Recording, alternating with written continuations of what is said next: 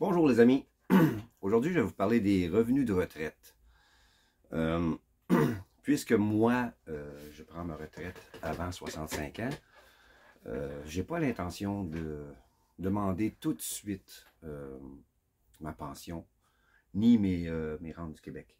Donc, je peux le faire en ligne pour ceux pour qui ça intéresserait, qui auraient les moyens de vivre avec un montant d'argent avant de demander leur pension.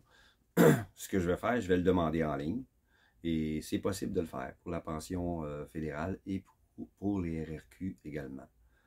Euh, mais par contre, si vous faites 6 mois, euh, vous aurez le supplément de revenu garanti du fédéral. Mais si vous décidez de rester complètement là-bas, ne plus revenir, vous perdez le supplément de revenu garanti. Et bien sûr, vous perdez aussi votre assurance maladie du Québec. Mais c'est un avenue pour vous à voir, de faire 6 mois, si vous le voulez. Ce que j'ai appris, c'est que si vous demeurez 8 mois entiers à l'extérieur, vous pouvez perdre aussi votre citoyenneté canadienne. C'est ce qu'on m'a dit. Euh,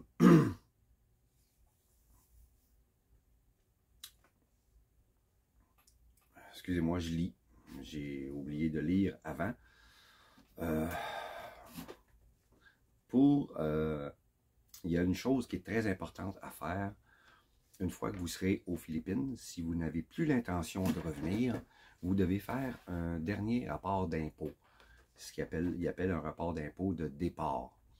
Donc, par exemple, moi, je vais quitter au mois de juillet. Donc, au mois d'avril de l'année suivante, je devrais produire une déclaration de revenus de départ.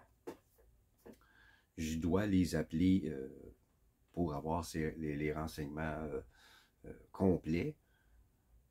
En ligne, j'ai lu seulement qu'on devait faire cette déclaration de revenus.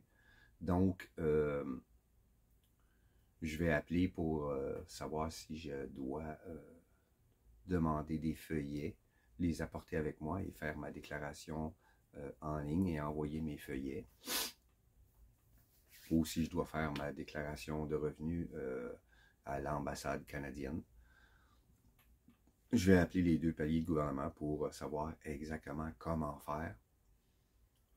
J'ai lu en gros que si vous avez beaucoup de... Comment je pourrais dire? Vous vendez tout et puis ça vous donne un montant X. Ce montant-là doit être inclus dans vos impôts, mais ce n'est pas tout. Ce n'est pas tout ce que vous possédez. Il y a des choses qui sont exclues et d'autres qui vont être incluses. Donc, c'est à vous de vous renseigner auprès du gouvernement, comme moi je vais le faire, en rapport à ces impôts-là.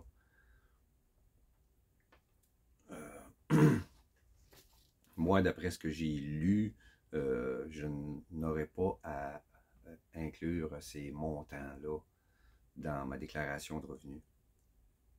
Je vais seulement avoir à inclure ce que j'ai gagné en travaillant à partir de décembre jusqu'au mois de juin. C'est à peu près au mois de juin que je vais arrêter de travailler. Je vais prendre quelques semaines avant mon départ pour m'assurer que tout est prêt, que tout est bien ficelé, que je n'ai rien oublié, parce que j'ai beaucoup de choses à faire.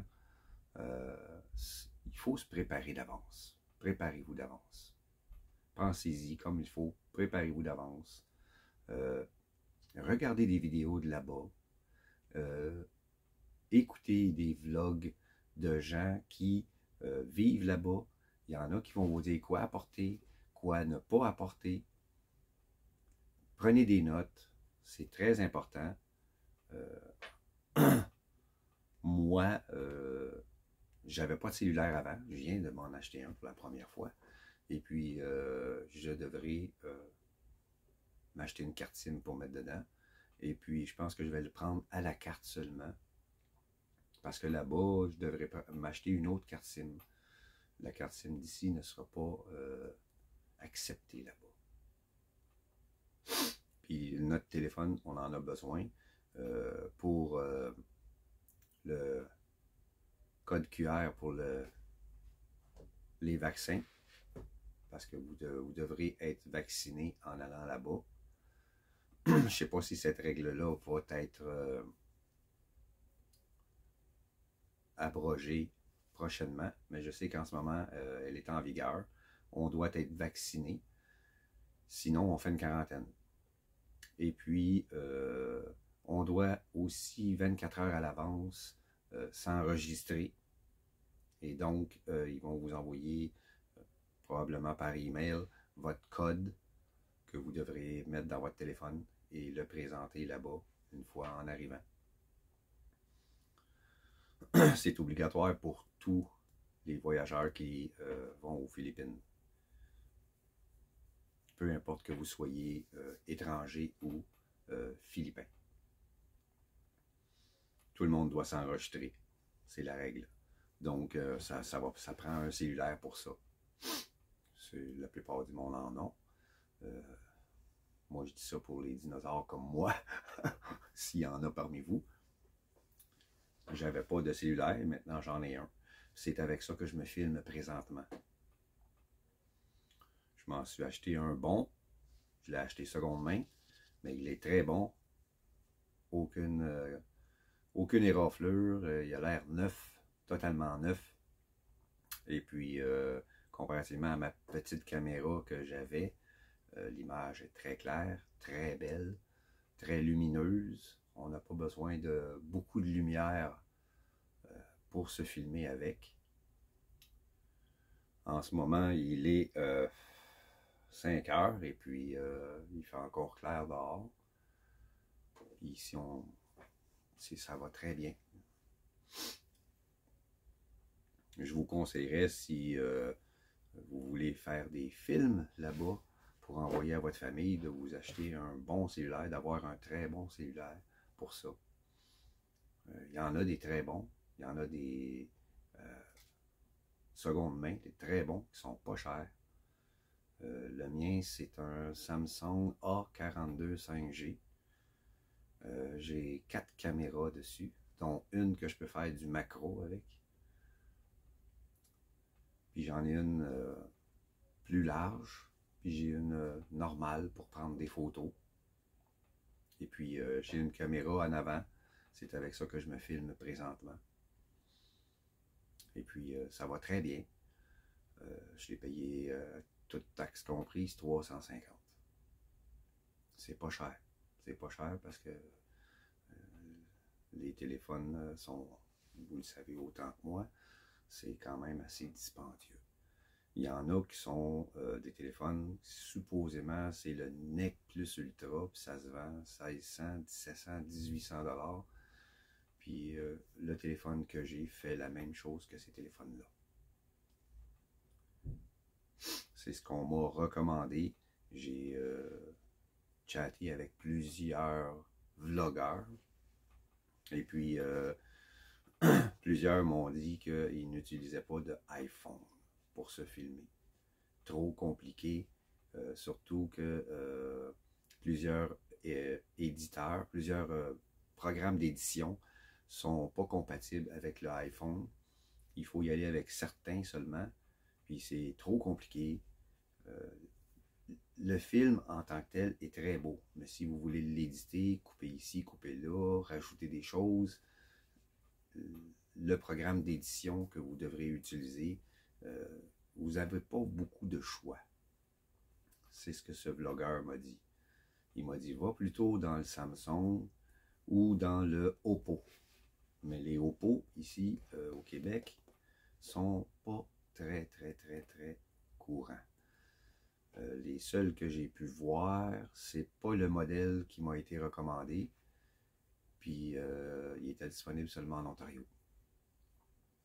Donc c'est pas très populaire comme téléphone, le Oppo ici. Aux Philippines, il y en a plein, surtout le modèle qu'on m'avait recommandé. Et puis, il était 180 $ pour un Oppo neuf. C'est pas cher. Mais puisque j'en avais besoin ici d'un téléphone, mais j'ai pris celui-là qui m'a été recommandé aussi par 3 vlogueurs. Donc, j'ai choisi celui-là. J'ai réussi à en trouver un dans une compagnie qui a pied à terre à Westmount.